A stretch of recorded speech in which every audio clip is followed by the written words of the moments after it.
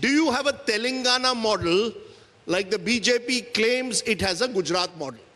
Rajdeep ji, Gujarat model is outdated model. It is like a test match model. Gujarat model is a test match model. Now our Telangana model is 2020 model. So Telangana model is the model for the country. क्योंकि गुजरात में कोई welfare model नहीं है, कुछ ना कुछ development model दिखा के इन्वेस्टमेंट्स ले जाने के लिए जब मोदी जी चीफ मिनिस्टर था तब कोशिश किए। जब मोदी जी प्राइम मिनिस्टर बनने के बाद गुजरात में कोई मार्केटिंग करने का ब्रांड एम्बेसडर है ही नहीं, तब मोदी जी खुद गुजरात के लिए फाइट करना पड़ रहा है। क्योंकि मोदी जी इस देश का प्रधानमंत्री है, फिर भी प्रधानमंत्री देश में हर कोने कोने में जो भी इन्वेस्टमेंट आना है उसके लिए कोई मदद नहीं दे रहा है। खाली कोई भी हिंदुस्तान को आए तो जाओ जाके गुजरात में इन्वेस्टमेंट कर दो, ये कौन सी तरीका है? Now, what is the difference between your Telangana model Yes, and a my Gujarat? model is development and welfare and good governance. These three are our core area. So infrastructure आप compare करो, अहमदाबाद में कितना infrastructure है, हमारा हैदराबाद में कितना infrastructure है। Ahmedabad is having outer ring road, international airport up to the compete with Hyderabad. Gujarat is having pharma investments. Gujarat is having IT investments. क्या है गुजरात में? तो मैं हैदराबाद में आपको words, I am not going to compete with Ahmedabad, Mumbai, Bangalore, Delhi और anything. I am going to compete with New York, Seoul, Tokyo, other countries. तो मेरा तेलंगाना मॉडल से कोई टक्कर ले भी नहीं सकता है. You are giving an open challenge that Hyderabad is willing to take on Ahmedabad, Telangana is willing to take on Gujarat when it comes to investments, when it comes to building cities for the future. Yes 100%. हमें ये शुरू किया future city development authority. 30,000 एकड़ में हम इतना शानदार शहर बनाने के लिए हम लोग अभी शुरुआत किए. 5 साल के बाद आप आके देखो, world's best city I am going to construct. Ahmedabad या गुजरात में कहाँ पर ऐसे सिटी है? कहाँ पर वैक्सीन, कोविड समय पर जो वैक्सीन था, 1/3 of the vaccine we have supplied. Bulk drugs, 35% of Indian produces from Hyderabad only, bulk drugs. IT तो मुझे बोलने का ज़रूरी नहीं है. अहमदाबाद में क्या IT एक्सपोर्ट्स है एंड हैदराबाद में कितना IT एक्सपोर्ट्स है? You know, before my colleague Preeti jumps in, I just want to say one thing. This Hyderabad, Telangana model that you're talking about didn't start in 2023. Just like Mr. Modi cannot claim that India started in 2014, you can't claim Hyderabad started in 2023. Chandrababu Naidu deserves some credit. YS Rajshekar Reddy deserves some credit. KCR, you are taking it forward. Every politician seems to believe that everything starts and ends with them. Rajdeep, आप half truth बोलना चाह रहे हैं. I wanted to tell full truth. Okay. कुली कुतुबशाही से शुरू हुआ, ये अभी शुरू नहीं हुआ है. कुली कुतुबशाही के बाद निज़ाम सरकार, निज़ाम के बाद ब्रिटिशर्स के बाद आज़ादी के बाद हम लोग जो भी किए, मरी चन्ना रेड्डी से लेकर, उसके बाद चंद्रबाबू नायडू जी आया, उसके बाद राजशेखर रेड्डी जी आया, अभी मैं हूँ. तो more than 450 years history is there in Hyderabad Telangana. तो चार मीनार चंद्रबाबू नायडू जी ने बनाया, गोलकोंडा फोर्ट चंद्रबाबू नायडू जी ने बनाया, सिकंदराबाद कंटोनमेंट तोड़ी राजशेखर रेड्डी या चंद्रशेखर राव ने बनाया. जो भी landmark developments are there in Hyderabad and Telangana, 400-500 years back Quli Qutb Shahi से शुरू होकर रेवंत रेड्डी तक वो डेवलपमेंट कंटिन्यूसली, जो राजा बदल गए, जो मुख्यमंत्री बदल गए, जो प्रधानमंत्री भी बदल गए, मगर हमारे पॉलिसीज़ तो नहीं बदले. कभी आप आके आओ चार मीनार में, मैं दिखाता हूँ आपको. वर्ल्ड्स बेस्ट पर्ल्स वहीं पर मिलने वाले, बैंगल्स वहीं पर मिलने वाले, नोट ट्रांजैक्शन, आप अभी डॉलर ट्रांजैक्शंस के बारे में अभी बोल रहे हैं, 400 साल पहले वहाँ पर है. जो दुनिया में जो भी नोट है वहाँ पर आप दे के हिंदुस्तान के नोट ले सकता है. Mr. Reddy, you've begun with an attack on the Prime Minister Modi in his own Garh, where Gujarat is concerned. But what's the difference, Mr. Reddy? Because the Prime Minister Modi talks about Viksit Bharat. You talk about Telangana rising, making Telangana a 1 trillion economy by 2035. His is Jumla, yours is vision. How? मैं किसी का जुमला बोल के नहीं कहना चाहता हूँ. मैं एक बात साफ कहना चाहता हूँ, डिस्पैरिटी अब नहीं दिखाना है.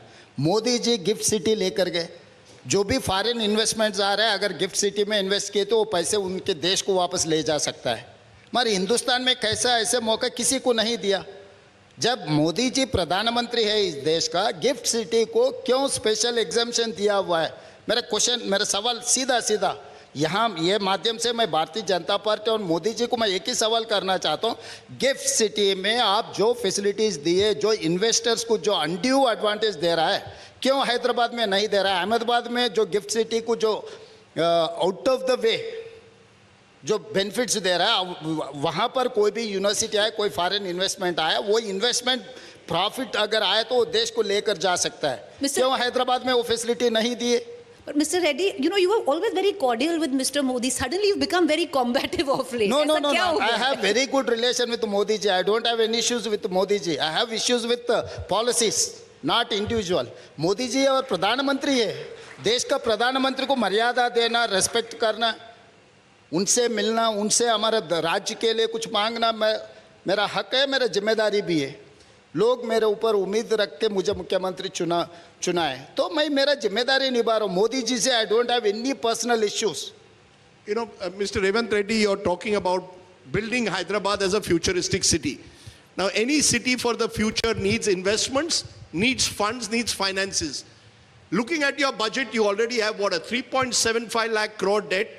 You made all kinds of promises before you were elected, all the guarantees of the Congress. 4,000 rupees, for example, will be provided to unemployed youth. You made promises for farmers, for agriculture labor, and you are struggling to balance the budget. So all the politicians who are making these guarantees and the promises, do you agree that's a big challenge? Because you do not have the funds then to actually invest in the real welfare and infrastructure that states like Telangana need. Rajdeep ji, आप और केसीआर जो perception create किया हुआ है उसी perception में आप लोग हैं। Telangana debts are not 3.75 lakh crores, Telangana debts are 7 lakh crores, 7 lakh crores. हम 2014 में केसीआर को जब तेलंगाना राज्य बनाकर तब हाथ में दिया था, 69,000 प्लस क्रोर्स डेप्थ था। काली चंद्रशेखर राव 10 साल में 6 लाख करोड़ के ऊपर डेट्स ले आके हमारे सर पर डालकर चला गया। आज मेरा state income is 18,500 crores per month. I have to pay salaries and pension 6,500 crores. I have to pay per month 6,500 crores on these debts and interest, capital and interest. So 13,000 crores if you are eating, if you are not eating, you are chai piye ya nahi piye, I have to pay 13,000 crores on before 10th. Only I am getting 5,500 crores for all this welfare and development. This is what in Telangana status. It is not that Telangana is doing good. No, but what about the money for your guarantees, sir? How are you going to pay for the guarantees? 4,000 rupees to unemployed youth. सही सवाल पूछा है राजदीप जी। आप जो गलतफहमी में था, मैं भी वही गलतफहमी, 3.75 लाख crores डेप्ट से ये जो इनकम है इसके हिसाब से हम कुछ कर सकता है, मगर कुर्सी में बैठने के बाद असली रूप हमें पता लग गया। Come on, yes. Chief Minister is telling us that you realized only after you became Chief Minister that you can't pay for your guarantees. Not guarantees, repayment of loans. I am not saying that I am not going to pay for guarantees. I am not able to repay for my guarantees. But Mr. Reddy, the charge is exactly that. By raising the kind of debt that you're raising, you're looking to pay your guarantees through that. And I'll give you some figures. Now, the situation of the state is where the positive balance for all 100% days in 2014 is now at positive balance in less than 10% of the days. Now, there is a clear enormous fiscal deficit. And I'll give you more. You've already, I think, pledged, correct me if I'm wrong, 50,000 crores in 2024 budget for your guarantees. Alongside, your own Deputy Chief Minister has said that you're raising, what, 80,000 crores as market debt? How does that work out? तो क्या करना है, ऐसे ही race चल रहा है ना प्रीति जी। जो रेस में हम जो रेस में आगे, रेसिंग तो करना ही करे पड़ेगा। स्पीड थ्रिल्स बट टिल्स, ऐसा कुछ स्लोगन है ना। ये तो आप मोदी जी दिल्ली में गारंटी दिया हुआ है, तब कोई भी सवाल किया ही नहीं मोदी जी को। मोदी जी आप गारंटी के खिलाफ है, फिर दिल्ली में क्यों गारंटी दे रहा है? आज भी किसानों को 25 lakh 50,000 किसानों को have paid within 3 months 21,000 crores. It is Indian history में पहली बार हमें किया, मैं किया. हिंदुस्तान में admit कोई नहीं कर सका. But you admit, Mr. Reddy, fiscally it's not prudent. This guarantee business, Revdi guarantee, whatever you might फिर call सब it. लोग चर्चा करने का एक इंडिविजुअल से कुछ होने वाला नहीं है, क्योंकि इसीलिए मैं जो ओपन फैक्ट है मैं छुपा के झूठ बोलना नहीं चाह रहा हूँ, इसीलिए मैं हैसो बात सबके सामने रख रहा हूँ, क्योंकि ये चर्चा होने का बहुत ज़रूरी है. सब लोग हम कमरे में बैठे तो एक बात बोल रहे हैं, बाहर भाषण में गए तो दूसरे बात बोल रहे हैं. So you think there should be a national debate on this whole Yes, so-called Revdis? definitely. Instead of one nation, one election, instead of delimitation, instead of other things, we have to discuss on this. We don't get any money to invest on capital expenditure. I'm sorry to say I'm not able to invest every month 500 crores. Not even 500 crores I'm not going to spend on my capital investment. तो आगे आने वाले दिनों में राज क्या होने वाला है, देश क्या होने वाला है. You mentioned one word there, and I want to switch for a moment to politics because many believe that this is going to be the big word in Indian politics for the next 24 months. Delimitation, the D word. Is it, as MK Stalin of Tamil Nadu is saying, a ticking time bomb? The fact is the southern states seem to believe that a future Lok Sabha will be shaped in a manner that the south will lose out to the north only because the south has lower population growth rates. Do you agree with MK Stalin that this is a ticking time bomb?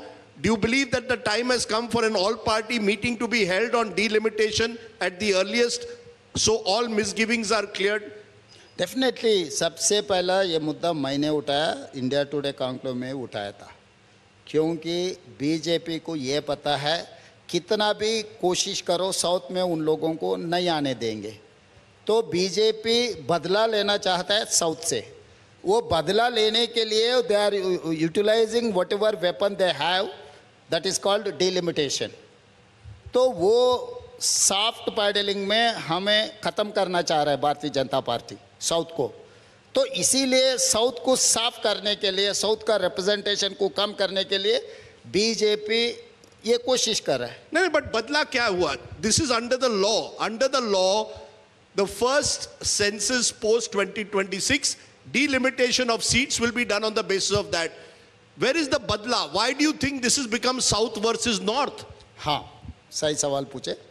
Family planning किसने आदेश दिया हुआ है? Family planning implement करने के लिए एक परिवार को 2 लड़के, उसके बाद एक परिवार को 1 लड़का, हम 2 हमारे 2, वहाँ से हम 2 हमारा 1, ये स्लोगन किसने दिया हुआ है? So you तो feel you're being penalized? जो केंद्र सरकार ने जो आदेश दिया हुआ है साउथ ने वो लागू किए.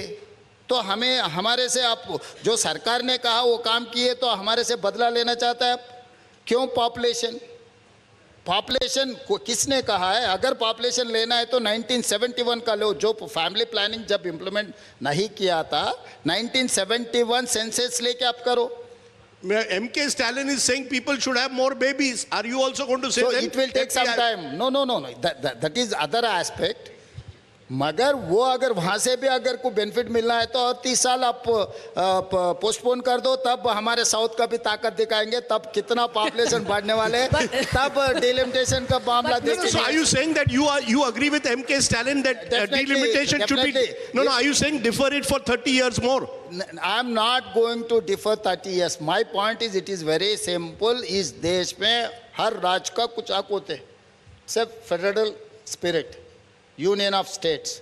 आप साउथ में भारतीय जनता पार्टी का कोई रिप्रेजेंटेशन नहीं है, चुनाव में जीत रहा नहीं, चुनाव में हार जा रहा है, तो इसीलिए आप बदला लेने के लिए नया तरीका ढूंढ के साउथ को आप पनिश नहीं कर सकते.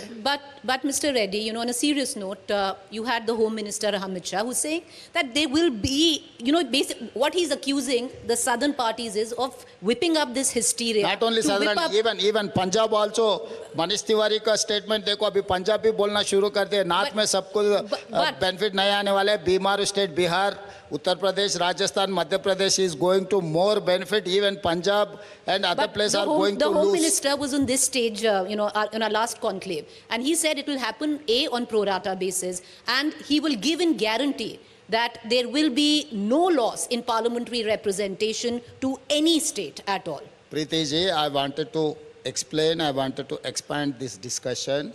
What is the meaning of pro rata? अगर प्रोरेटा का हिसाब में किए समझो, Uttar Pradesh is having 80 seats now. अगर 50% आप बढ़ाना चाह रहे तो 80 will become 120, right? Do you agree? Yes. Tamil Nadu If is it's on population, yes. Not population, pro rata, sitting Pro rata. Seats. Yeah. Population में गए तो भूल जाओ, हमारा जो है उससे भी कम हो जाएंगे. अगर based on the seats, Uttar Pradesh is having, I am taking one example. Uttar Pradesh is having 80 parliament seats for example. If government of India wants to increase 50% of the parliament seats, it is going to land 120. Okay? True. Whereas Tamil Nadu is having 39 plus 140. Same 50% if you are going to increase, Tamil Nadu is going to get 60. Now whereas Tamil Nadu is having 39, Uttar Pradesh is having 80. There's a proportional rise. So on the other side. 41 seats are the difference. Once you are going to take on pro rata, Tamil Nadu is going to get 60, Uttar Pradesh is going to get 120. What is the difference between Tamil Nadu and Uttar Pradesh? 60.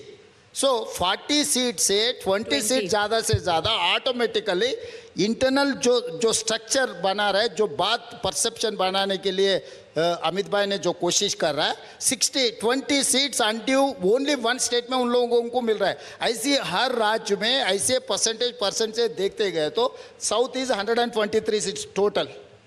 अगर 50% increase हो गए तो कितने होने वाले हैं? 60 plus 62 seats maximum. सो 183, 185 में हम लोग कंक्लूड होने The वाले हैं. government should come clean on what they intend to क्यों do. ऑल पार्टी मीट क्यों नहीं बुला रहे?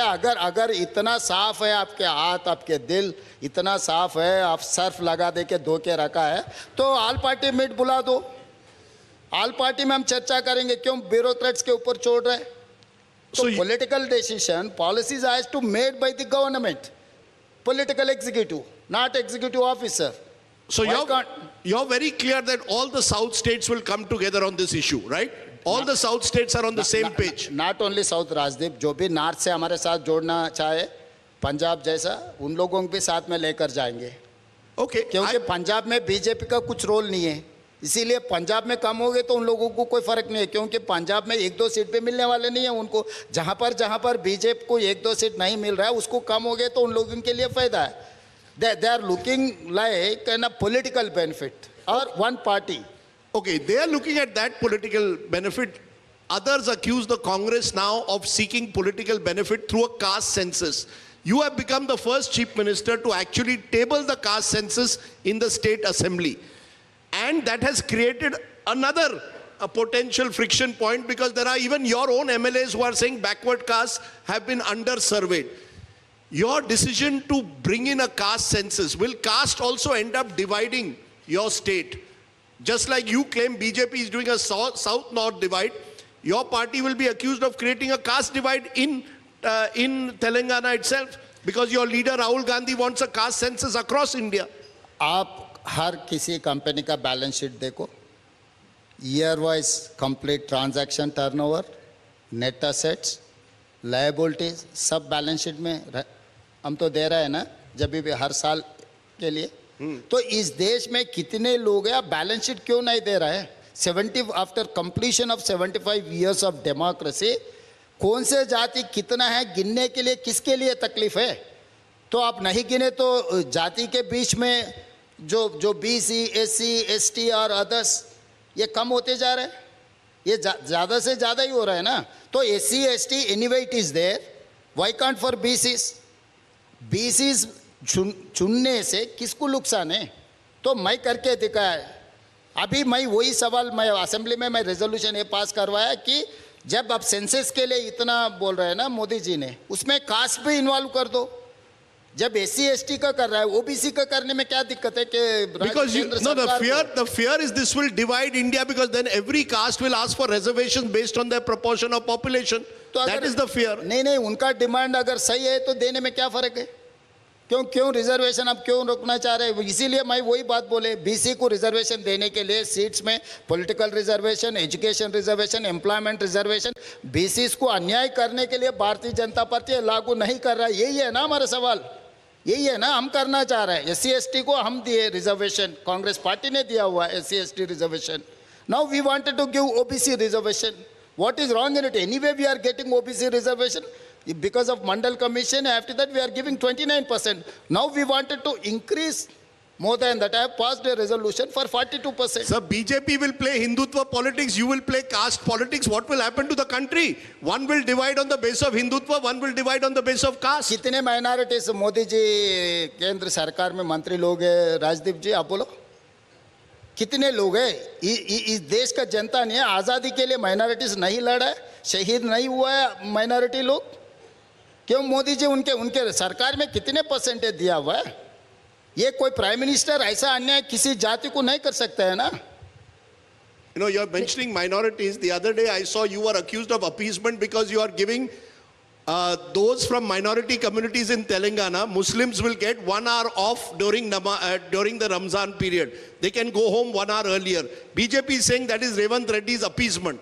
अरे ये किसी, मैं इसीलिए कह रहा हूँ, कोई किसी को बिलीफ है, भरोसा है, उनके लिए फैसिलिटेट करना. हम लोग दशहरा है तो हम नहीं कर रहे हैं, नवरात्रि में हम लोग नहीं कर रहे हैं, नवरात्रि में तो हम कर रहे हैं ना.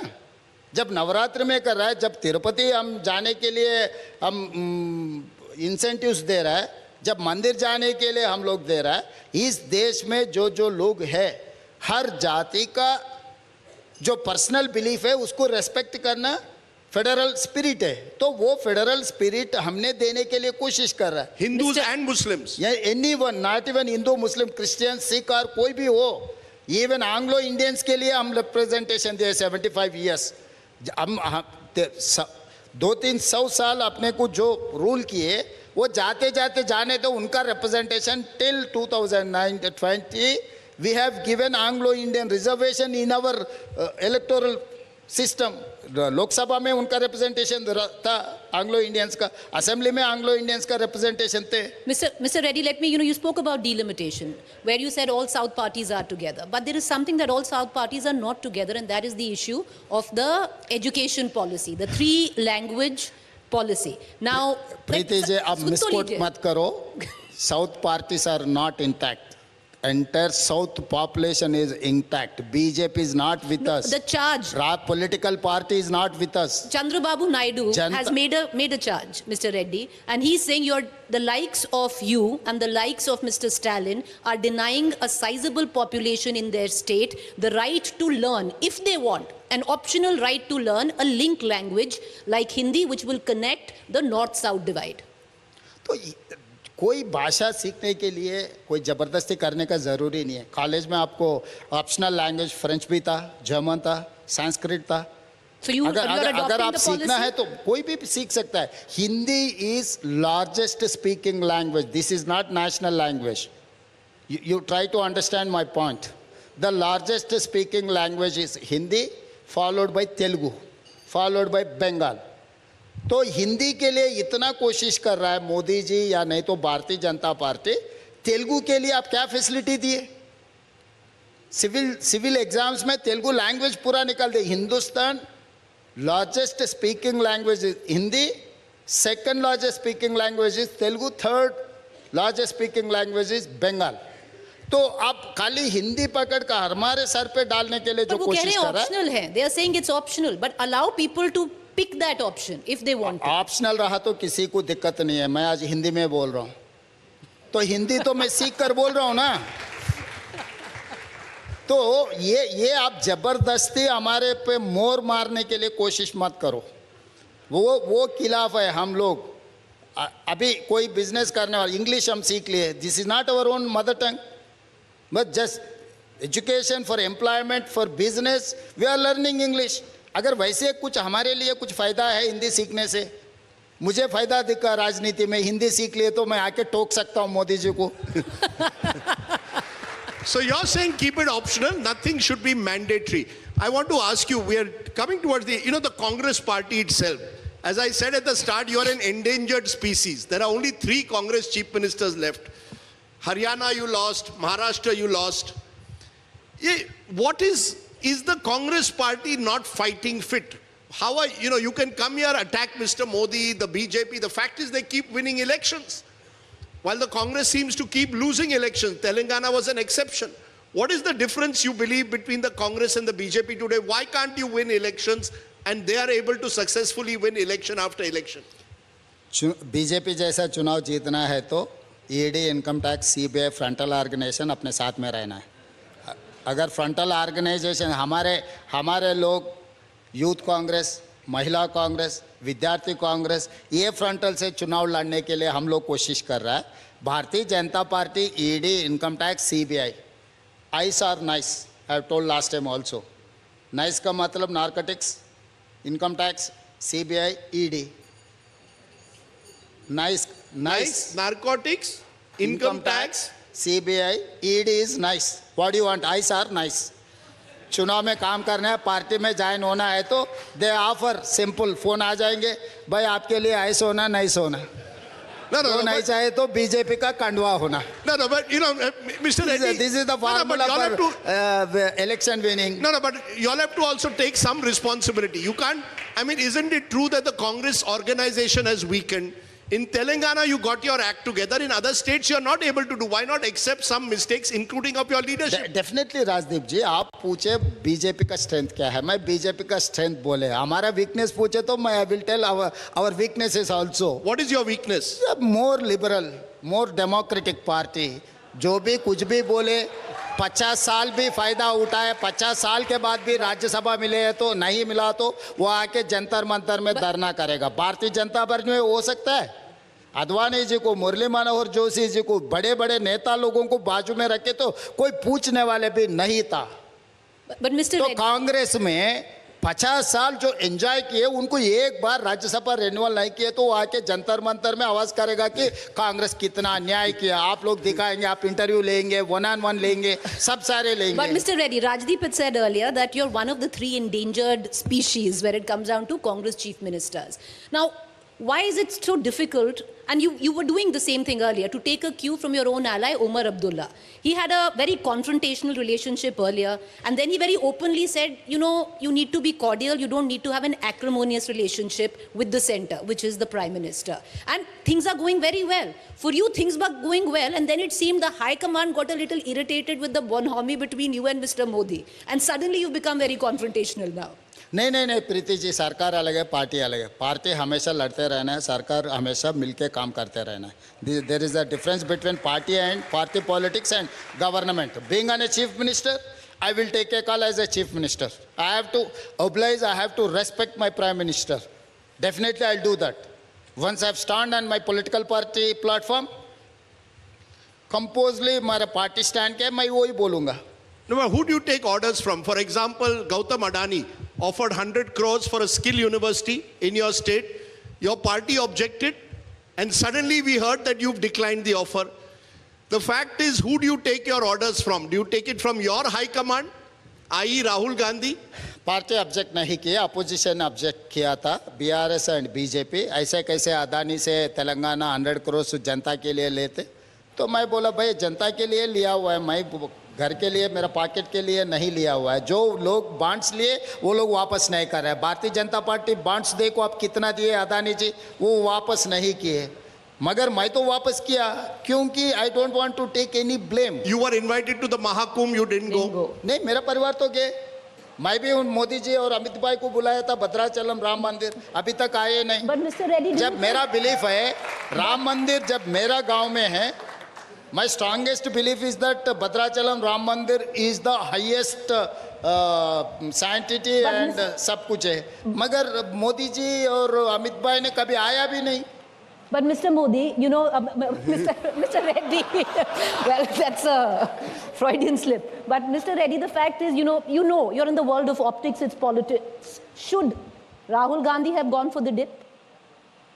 अरे वो पर्सनल जब मौका मिले नहीं मिले। राजदीप जी आप गए?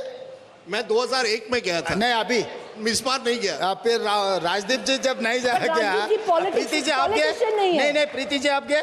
But Reddy sir, हम You and politician me नहीं are- है. We are not in public life. No, Preeti ji, you are and me in public life. You are in media. But I'm not a executive. politician, sir. Not only politician, even media persons also in public life. Sir, These I four- don't wear my faith on the sleeve. I don't need to. You need to. ये किसी I'm going to ask. You know, I need to now I'm going end the- I'm going to ask one final question, which is the headline, I believe. Tomorrow, the sports minister is coming to your state.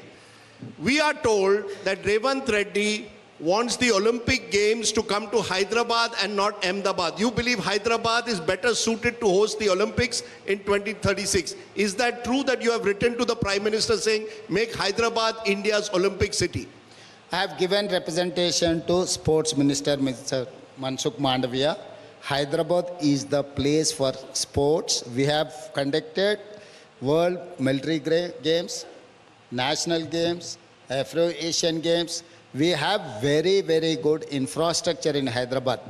And Nikat Zareen, Sania Mirza, PV Sindhu, जितने भी Olympics में या cricket में perform किए all those from Hyderabad and Telangana तो हमारा infrastructure Ahmedabad से 100 गुना बेहतर है You're तो saying Hyderabad over Ahmedabad.